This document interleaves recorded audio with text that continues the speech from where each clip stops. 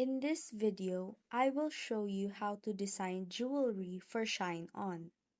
First, log into your ShineOn account.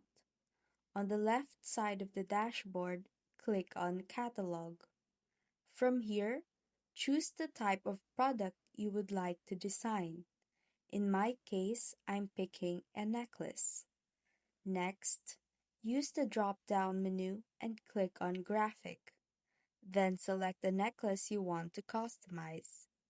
On the right side of the screen, you will see options to personalize the jewelry, like choosing the metal finish or adding an engraving. Adjust these settings however you would like. And once you're happy with your choices, click Create Your Product. Now, scroll down and select Open Artwork Designer. This is where you can really make the product your own. You can upload your own artwork or pick from the available variants below. Just drag and drop your design files into place, adjust them if needed, and you're all set. And that's how to design jewelry for ShineOn.